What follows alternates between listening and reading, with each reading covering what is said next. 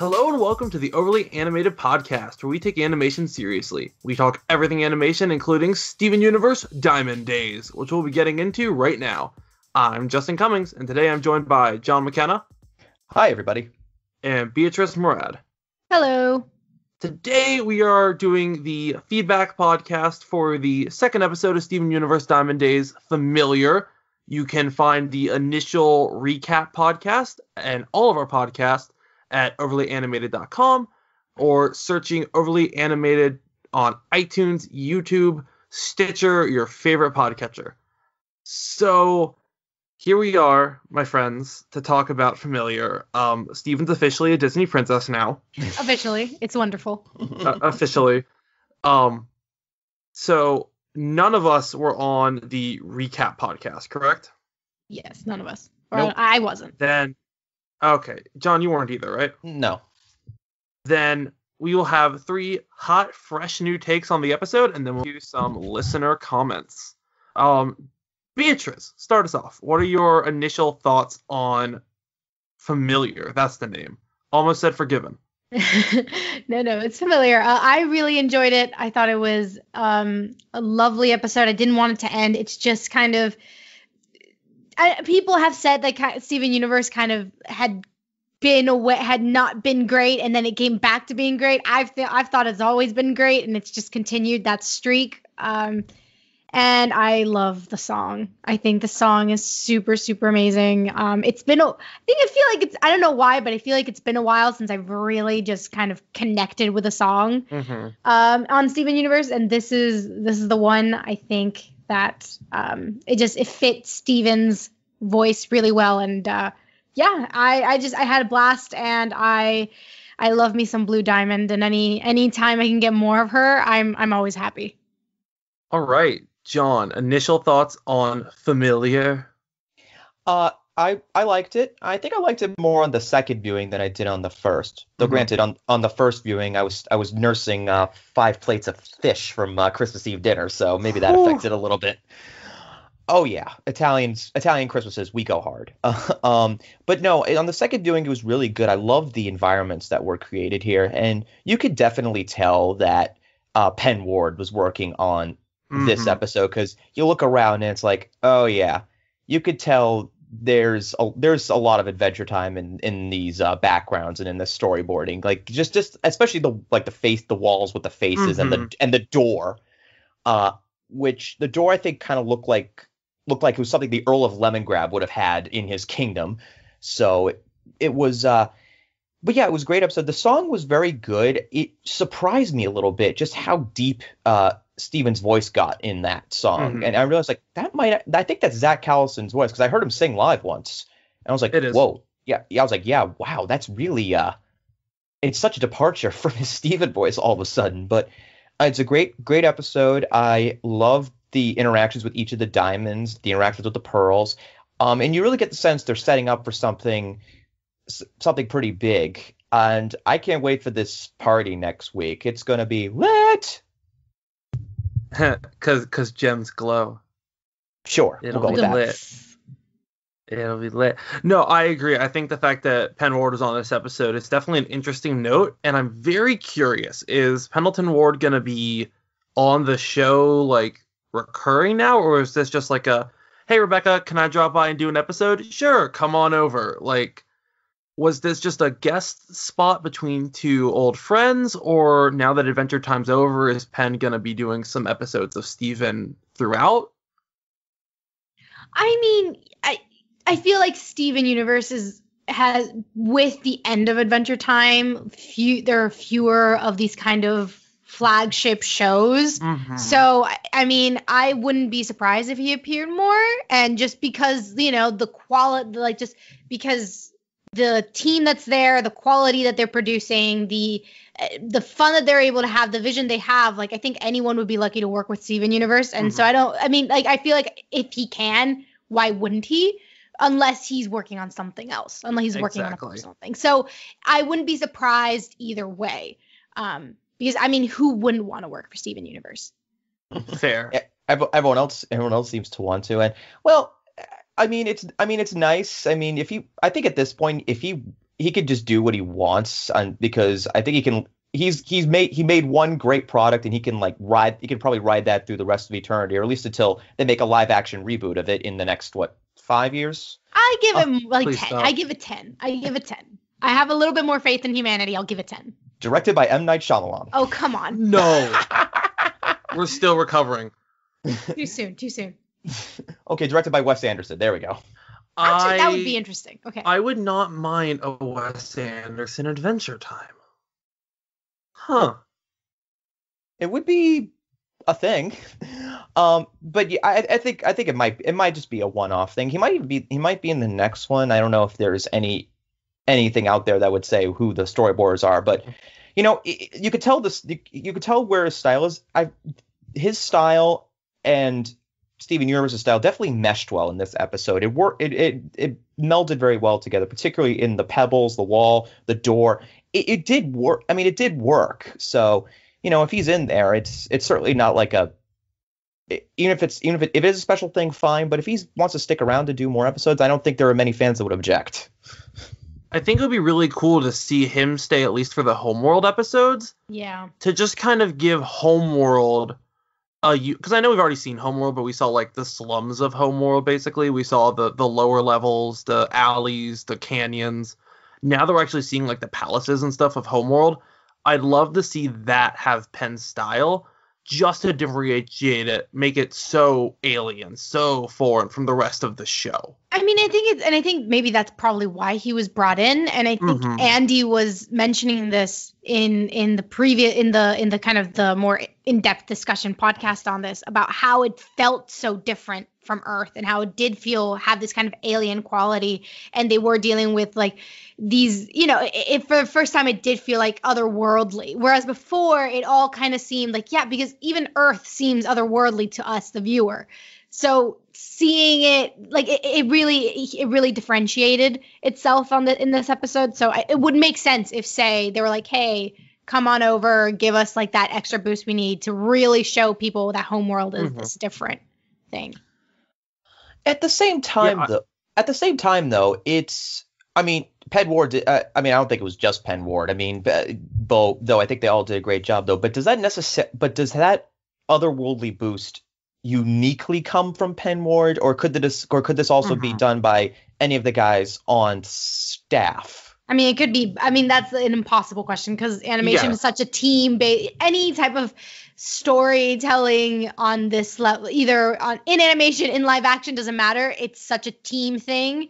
It could be. It could be a million people. So right. I mean, there's no one answer. But. True. I mean, I just asked that because I remember some of the earlier discussions, I think both on this podcast as well as elsewhere, and especially on Twitter. This was Steven Universe is the kind of show where you could tell which teams worked on which episodes because of how they were drawn. So that's why I brought that up. Like, for example, like Lauren Zook's episodes had a specific look to them. Lamar, for example, I think Lamar was known for going off model. He was the one with the like giant haired lapis, I think was his creation. I'm not entirely sure, but it's just something I don't know. It's just like, I feel like this is a show where you know who drew it. You could tell by watching an episode who drew it. Right. I feel like if Penn was just on this one episode, I feel like the other people could emulate kind of the Homeworld style that he created, assuming that this was his, because a lot of it did look very Adventure Timey all of a sudden.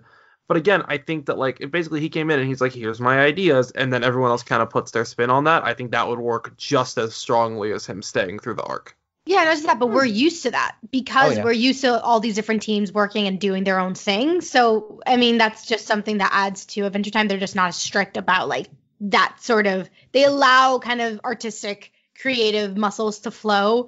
So, I mean, it's even if it's a different even if it's not as consistent, there's a different interpretation. Like, us as the audience are used to it by now. Right. So let's get into the whole reason that we're here tonight, which is feedback. And we don't have a whole lot. John, I'm going to try to keep this a little more structured than last week's feedback. Oh, it wasn't structured last time? I didn't notice. Yeah, last week was a lot of fun. It was our first feedback back. Feedback back.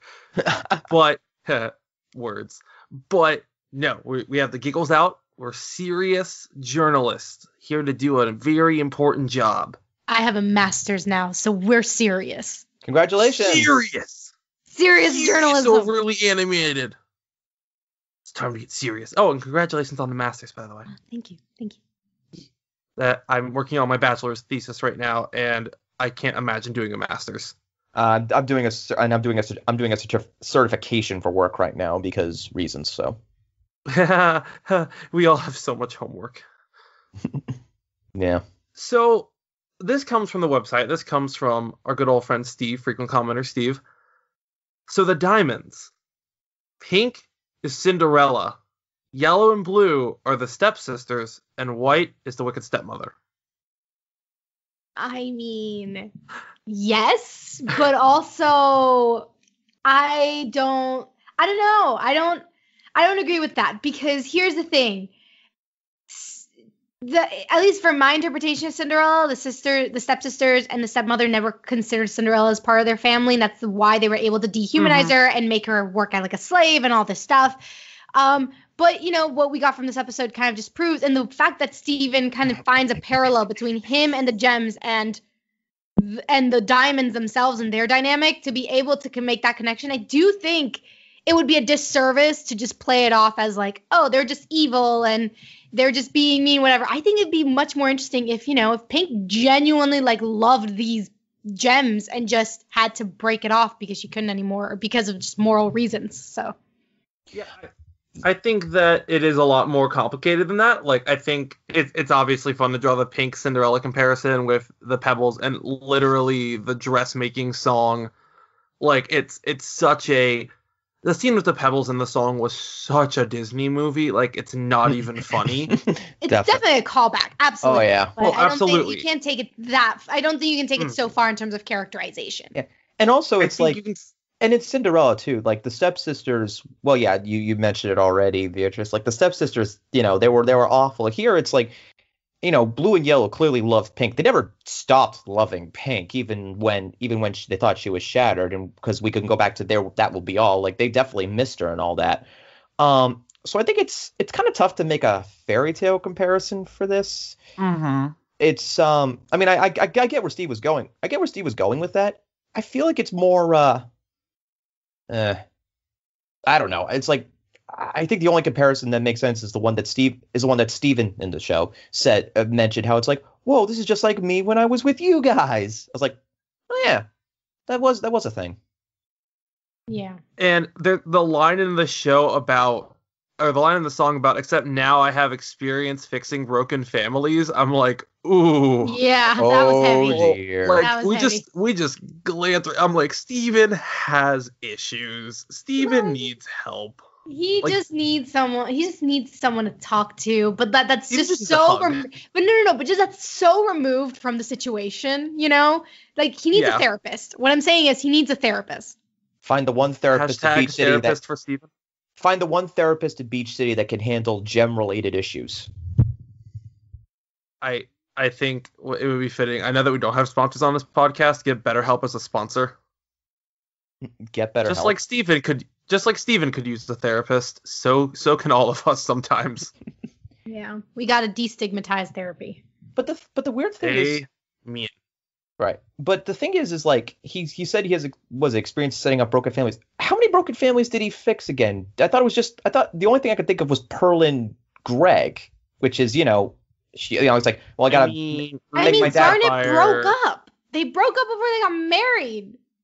Oh yeah. I mean, everything involving his mother's revelation and Bismuth and there's many facets a lot of one family. Yeah. I guess I'm giving them too little credit, of course. But this time it's a little bit more Of course, this time it's a bit.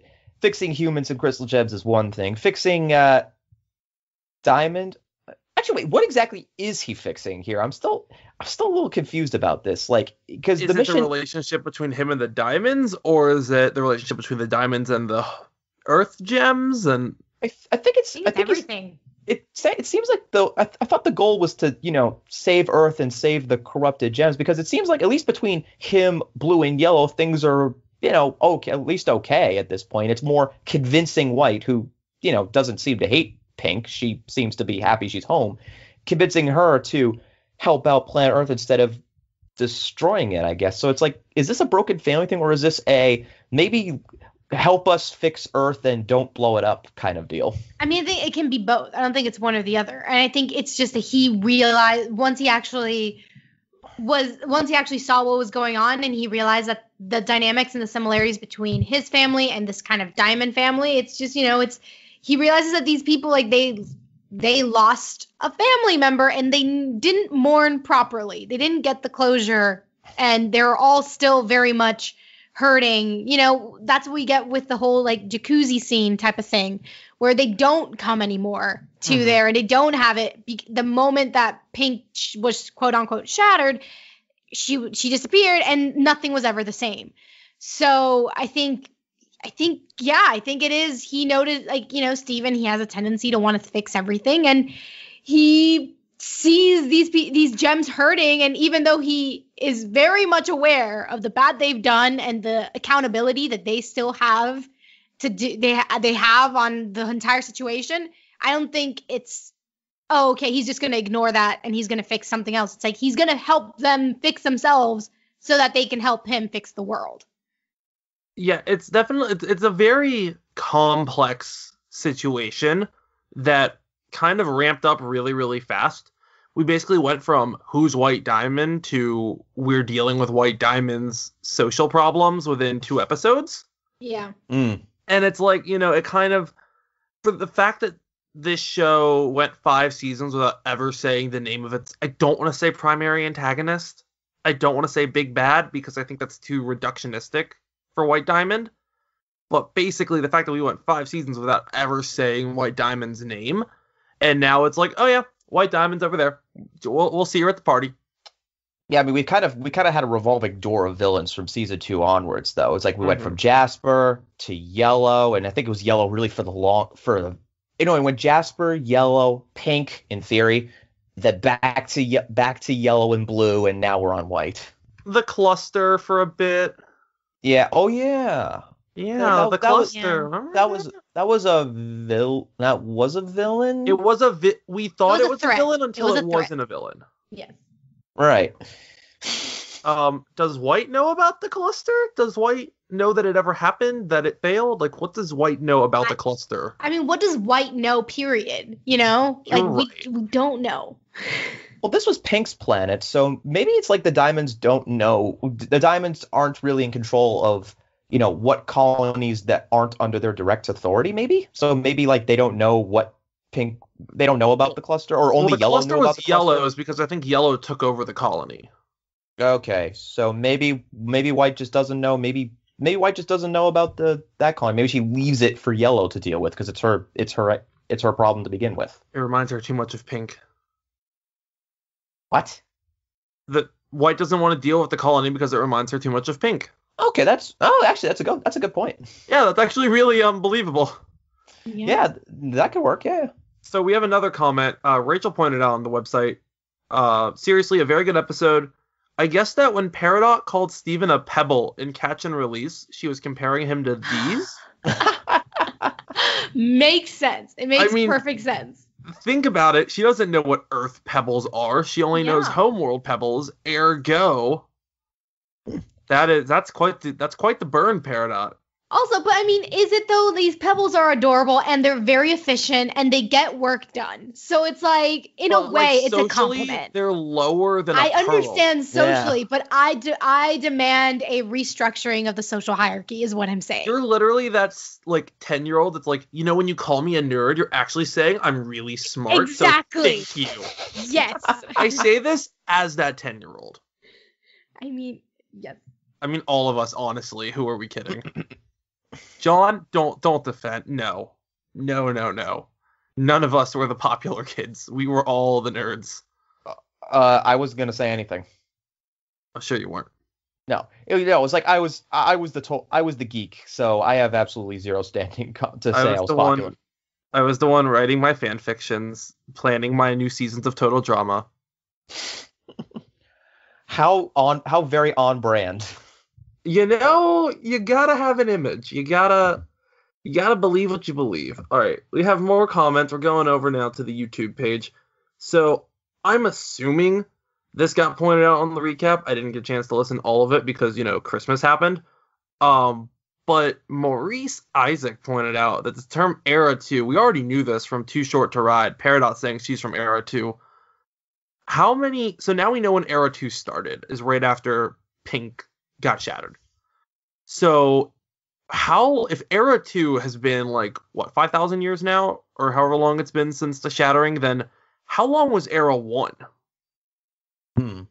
I mean, what existed before the Big Bang? You know what I mean? It's like, how are we gonna know this?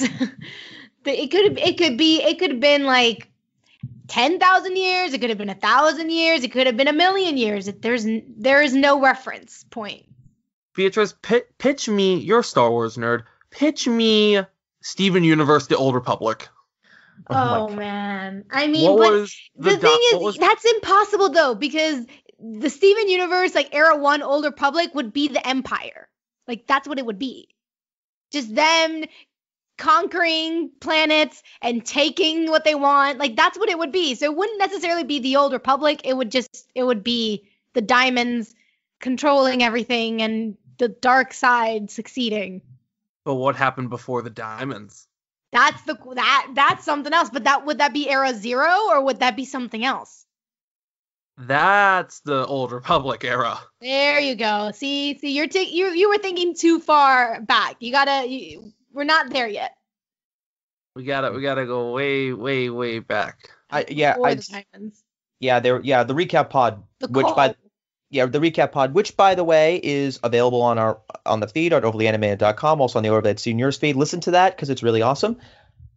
They were talking about Era 2. Trying to figure out where Era 2 was, and the commenter is right. But I think the one thing that stuck out about Era 2 is that apparently this is when Homeworld was lacking resources, which is why Peridot brought it up, because I guess all Peridots made in Era 2 had limb enhancers because they couldn't make them full-fledged Peridots, which is why Peridot is also short. That was the one thing that stuck out to me. So maybe it had to do. So it could also be in reference to a resource crisis on Homeworld, especially when the first view we got of it is that it's cleaved in two. So it's probably not in that great of a shape it's probably not in great shape. And maybe there is a very severe problem with Homeworld. My hot take, as the resident White Diamond theorist, White Diamond herself is the one that split Homeworld in two out of anger after Pink's shattering. That would be real. That would be great. I mean, that is my theory. You can kind of see from her expressions that she's not 100% in control sometimes. She's very, you know what I mean? So I wouldn't be surprised if she just, And to reference the theory from last week about White Diamond, the light blast bouncing off of Rose's shield and hitting White Diamond, what blast that big could easily tear the planet. Yeah. What other weapon do we know that large that could do that? So I'm just saying, theories that seem crazy have turned out to be true on this show. So we will find out, hopefully, in the next few weeks here. So we have another theory here from Chicago critic Gerald. Gerald? Yes, Gerald, not Gerard, Gerald. What if those wall gems were off-colored but forced to become the decor and unable to speak? Oh. Oh. That's so sad. That's so dark. See, because it's one thing. It's if it was decorum, if you were born that way, and that you don't know the ability to be able to move and all that. But that's dark, Gerald. Chicago. It reminds me a lot of It reminds me a lot of Hunger Games with the tongueless servants. Yeah. Ooh. And I'm children's media's gone there before. We can do it. I've seen Hunger Games is more a little bit older audience though. Yeah. So is this kind of. I mean, but it can still pass for younger audience. Yeah. This could you could still show it to a 7-year-old and it'll go over their head.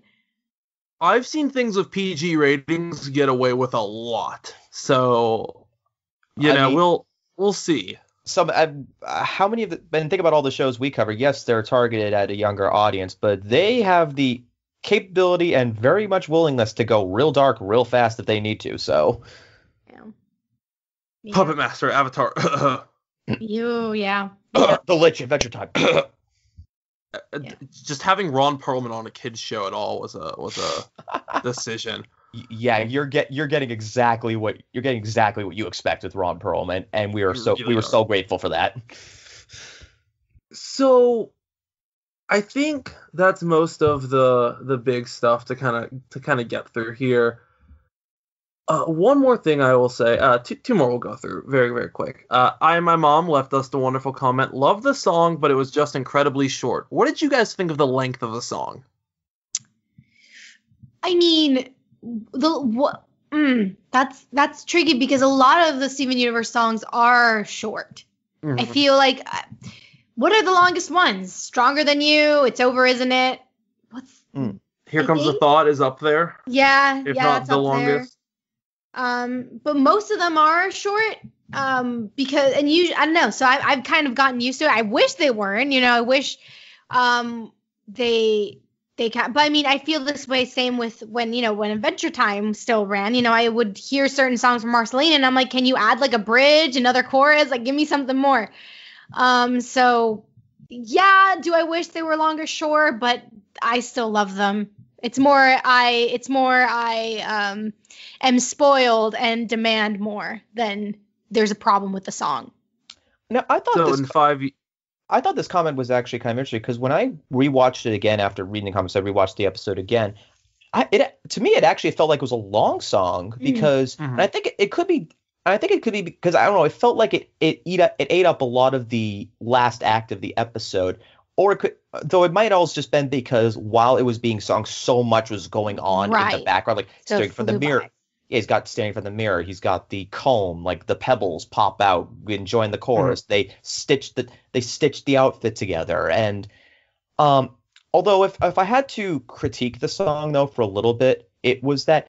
And although I liked his Zach Callison singing, I thought this was really good. Did anyone feel like the music was a little too loud for his singing? A little bit. Yeah. I couldn't hear some of his lyrics at one point.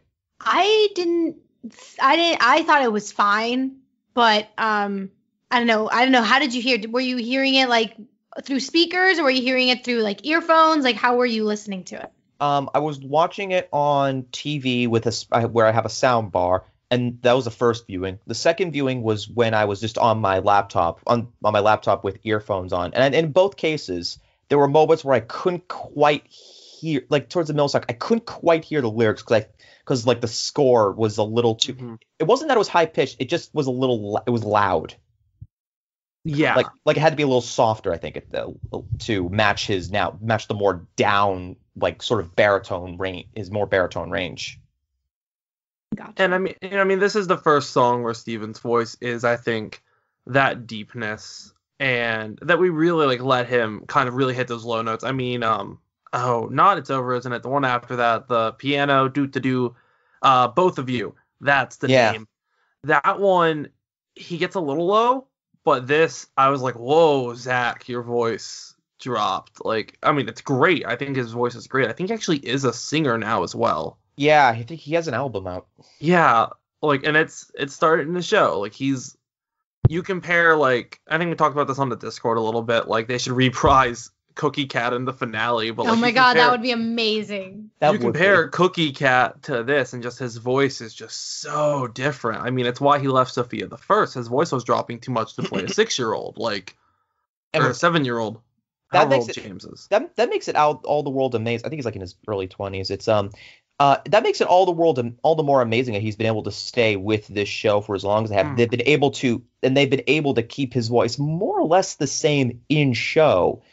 And I don't know if it's because he's able to do that, or they have technical help doing that, but they've done an amazing job keeping him going. But it did change. It has dropped a little bit. Like, his Steven voice has changed a little bit, but it fits with the character and his growth. Yeah. So I feel like unlike, say, Sophia the First, where I feel like he's going to be perpetually a 6-year-old, in here, Steven's allowed to grow. Even if visually he doesn't look that way, that could just be because, like he's a gem, so he ages differently, and you can easily pass it off that way. Mm.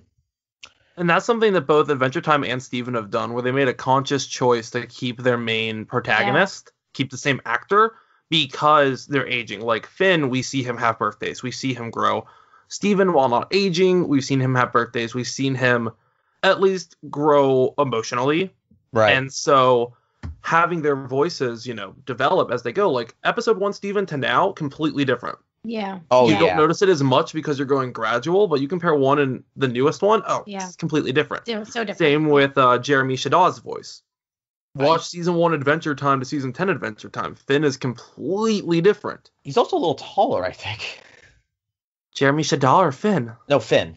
Oh, well, I mean, that makes sense. He went from 12 to 15 or 16. Maybe Jeremy is taller too. I don't know. But no, it's like, and also I think, what was it in Adventure Time, when I think there was a period where they realized his voice was cracking, and so they had a little bit there where they wrote in how Finn swallowed some sort of worm that auto-tuned his voice automatically. And I'm convinced it was because they had him sing as like, oh no, he can't sing anymore. There we go. He swallowed worm, auto-tune. Good, we fixed the problem. Whatever it takes. But like I have a little brother, and so I've watched a lot of preschool shows, and every now and again I'm like, wait, yesterday's episode had a very different voice. What happened? Like Paw Patrol, they've changed the main character's voice. Like I think we're on our 3rd VA right now. Oh my. And so it's just jarring at first because I'm like, oh, and I think Gumball got his voice changed as well. I'm not positive, but the point is these kind of episodic shows where the characters don't age, you almost have to after a certain point. If you have male VAs playing male characters, unlike Simpsons, like Nancy Cartwright's been doing Bart for 20-something years.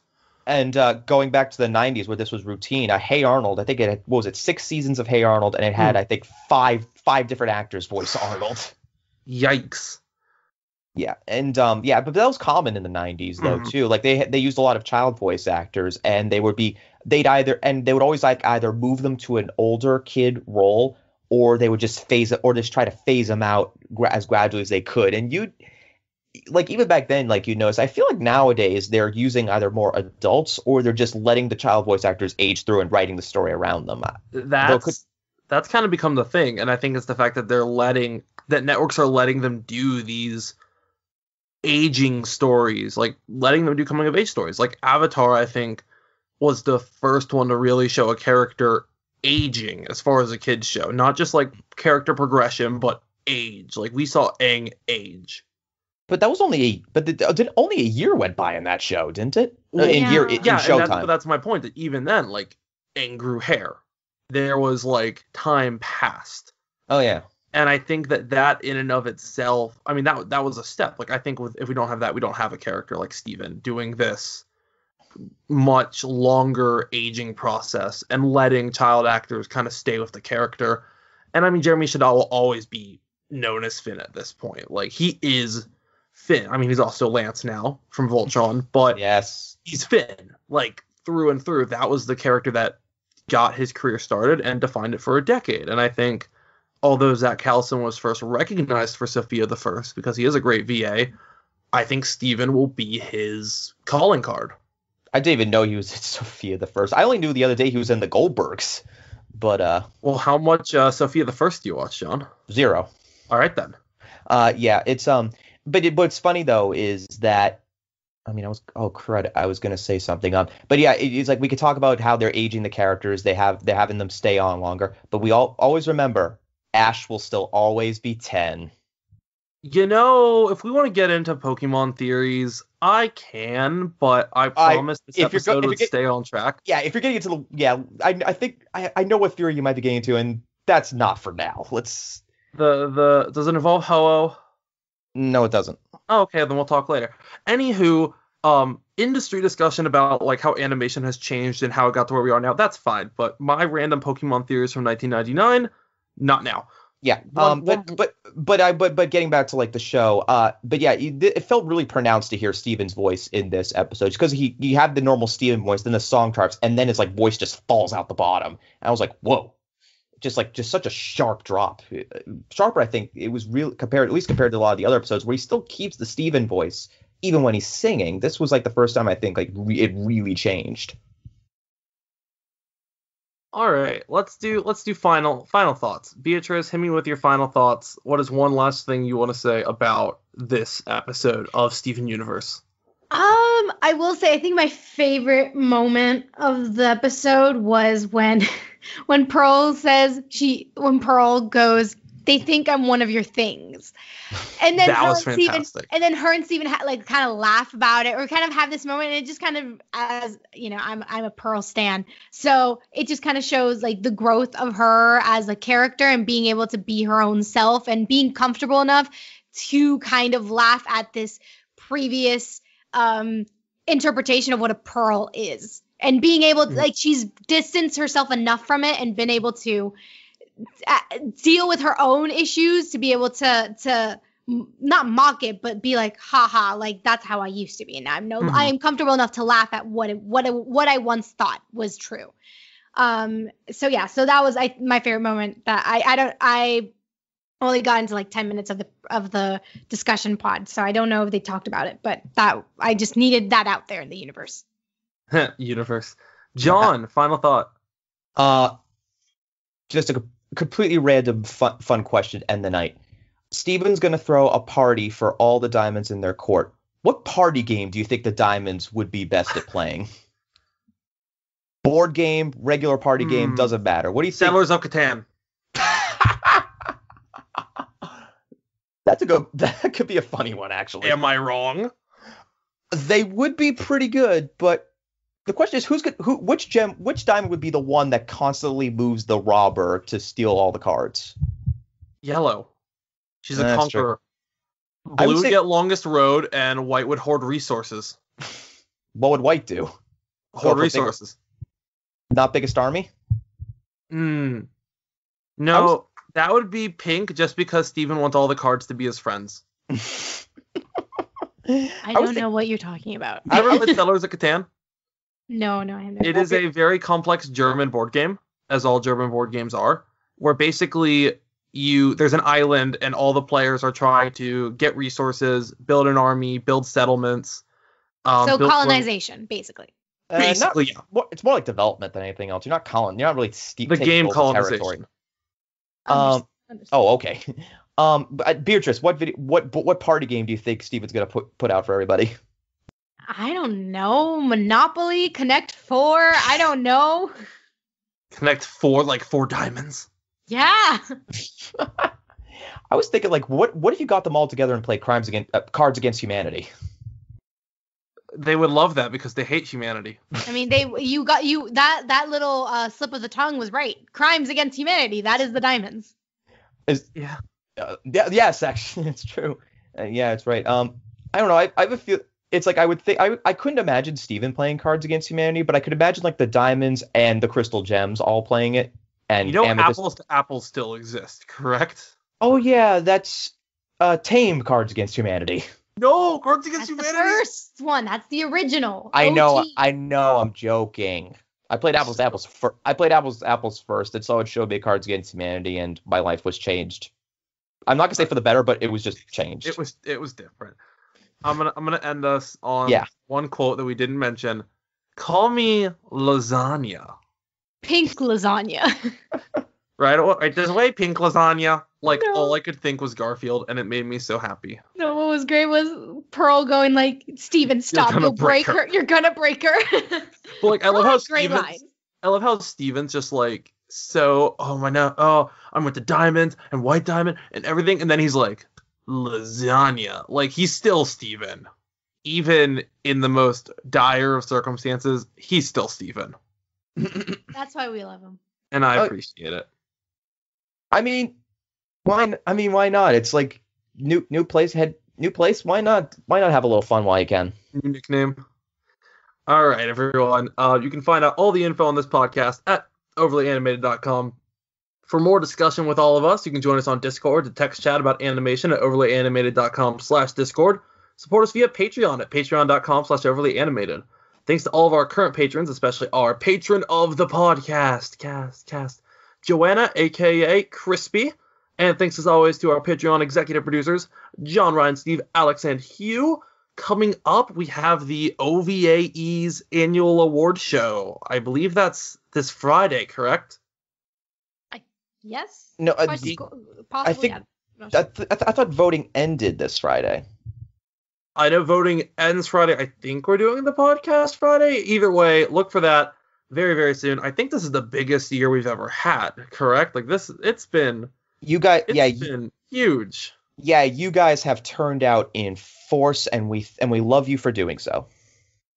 And for the many of you probably new fans listening who didn't know we existed until recently because of this massive turnout, we welcome you. And again, join us on Discord.